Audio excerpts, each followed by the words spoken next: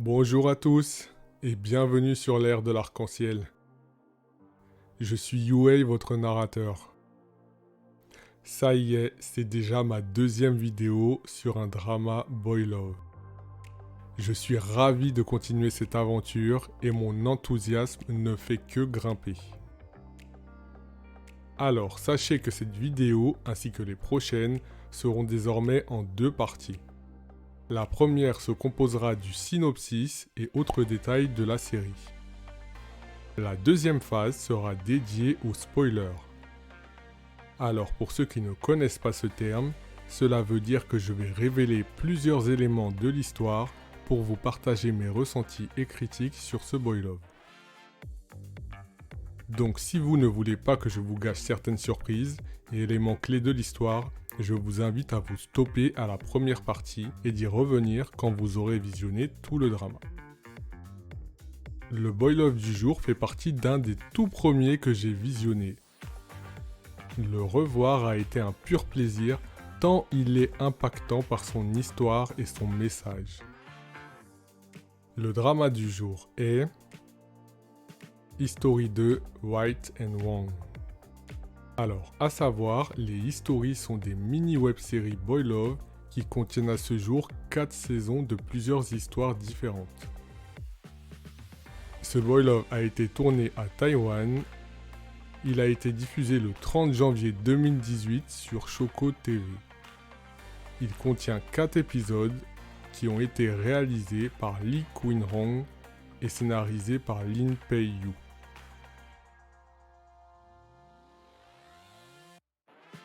Shi Ye-ji est un professeur du département d'anthropologie.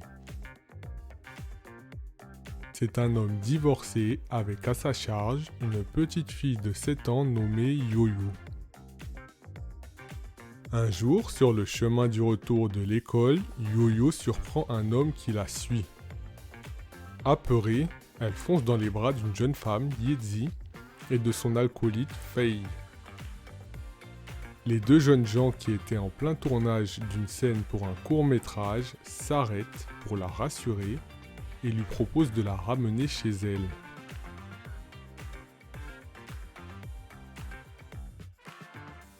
Arrivé sur place, c'est le choc. L'appartement est dans un état déplorable. Des poubelles jonchent le sol. La table à manger est remplie d'emballages de fast-food. Mais quelle fut leur surprise lorsque sous le bureau d'ordinateur, Yo-Yo réveilla un homme endormi parmi les détritus. Shi Ye-ji. Le lendemain en cours, Fei et Ye-ji discutent de leur scène avec leurs amis, quand soudain, un de leurs camarades débarque en trombe. « La prof est partie en congé maternité », s'écrie-t-il. Mais alors, qui la remplace ? Apparemment, c'est le Death Note de l'anthropologie. En entendant cela, les étudiants se mettent à paniquer. Quand soudainement, une voix autoritaire couvre toutes les autres. Étudiants, que ceux qui veulent rester restent et que ceux qui veulent partir le fassent. C'est alors que face à la classe, un crâne à la main, le professeur remplaçant fait son entrée. Fei et Ye-ji se regardent instantanément avec stupeur. C'est Shi Ye-ji. Ce type bizarre, le père de Yo-Yo, c'est le nouveau prof.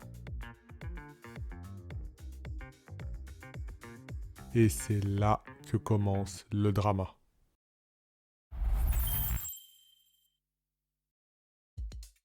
Alors, cette série aborde plusieurs thèmes très importants, tels que l'acceptation de son homosexualité et tout son cheminement complexe, l'homoparentalité et la responsabilité parentale et monoparentale, les relations avec des différences d'âge et de statut, le harcèlement scolaire et ses répercussions, ainsi que le fait de chérir l'instant présent et les gens qui y résident à nos côtés. Alors, comme je vous l'avais dit au tout début, c'est l'un des tout premiers dramas boy love que j'ai découvert, mais j'avais oublié à quel point il était touchant et plein de sagesse. Les personnages sont bien construits, avec des personnalités marquées, ce qui fait que l'on peut se reconnaître en eux et en être inspiré. Faye est vraiment adorable et attendrissant. Il se lance dans sa relation avec Yeji avec prudence, car il est toujours traumatisé de son harcèlement et du rejet qu'il en a subi.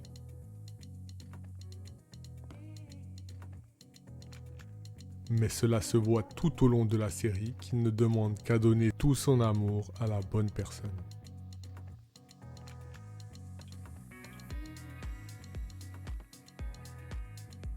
Il n'a que 19 ans, mais j'ai été impressionné par la maturité avec laquelle il prend soin de Yo-Yo, qui n'est même pas sa fille. Et qui en plus de ça est très énergique. Personnellement, j'ai eu plusieurs fois envie de la bâillonner et de la séquestrer dans sa chambre.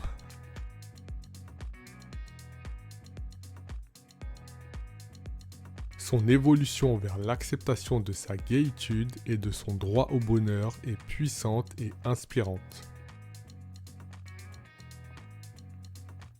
Il a aussi un fort tempérament et n'a jamais hésité à rentrer dans la tronche de Yeji par rapport à Yo-Yo, à son éducation et à quel point le manque d'un père pouvait être impactant dans la vie d'un enfant. Il lui ouvre les yeux sur ses manquements avec détermination, ce qui force le respect. Mais le personnage qui m'a le plus impressionné, c'est justement Yeji.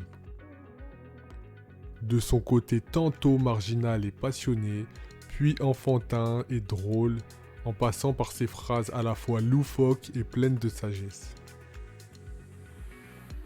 Il a une très forte personnalité qui va pleinement transformer Faye et le mener vers le chemin de l'acceptation.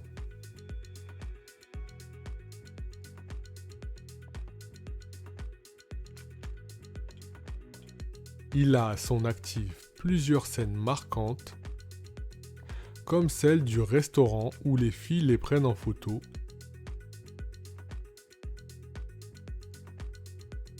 ou alors celle du soir où Faye est complètement bourrée et lui propose de coucher avec lui, ce à quoi il répondra avec une gifle bien placée qui lui remettra les idées en place.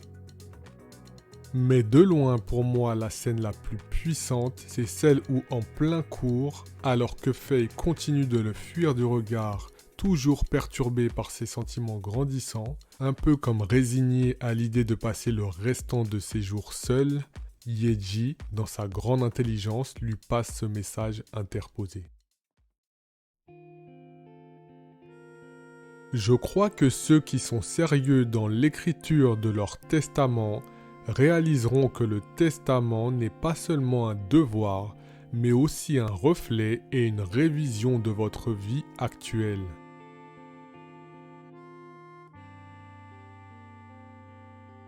Vous vous rappellerez du vous vivant en ce moment et de chérir et vivre le moment présent.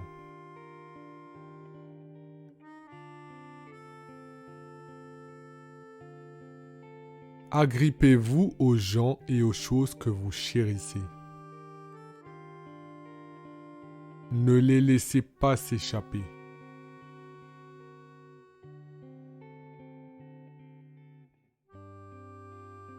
Souvenez-vous, les choses les plus importantes viennent toutes par hasard et non pas parce qu'on les a voulues.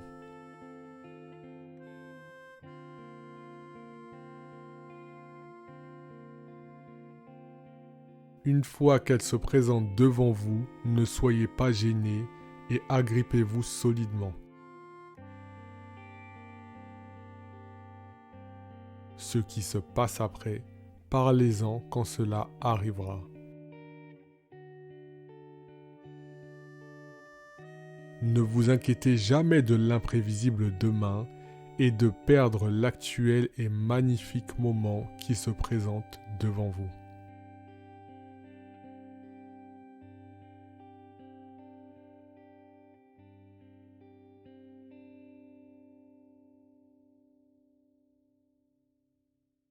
Waouh, j'en étais scotché. Avec Faye, ils forment un duo imprévisible et attachant. Et je vous épargne tous les spoils de leurs moments mignons, car sinon la vidéo durera des heures. Quant aux personnages secondaires, ils sont tout aussi excellents. Prenons Yizzy par exemple.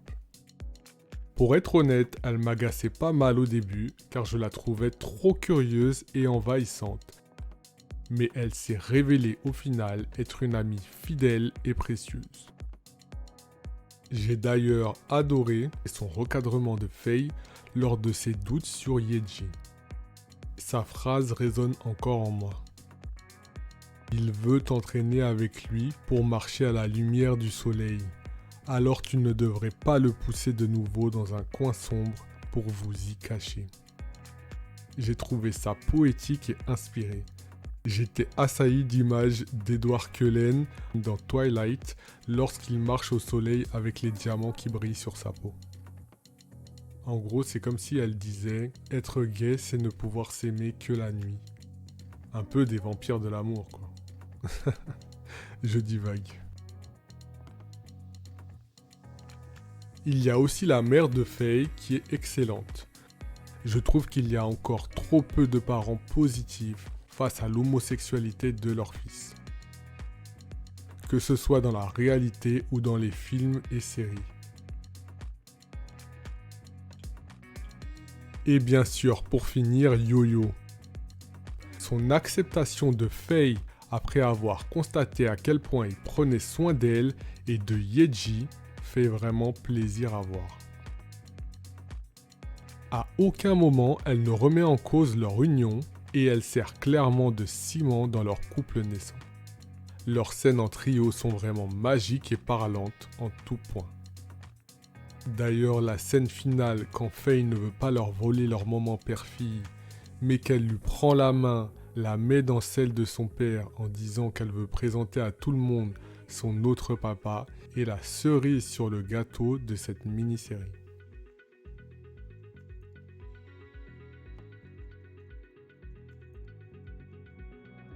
Pour finir, c'est un drama où je n'ai pas de point négatif tant il est beau par ses messages.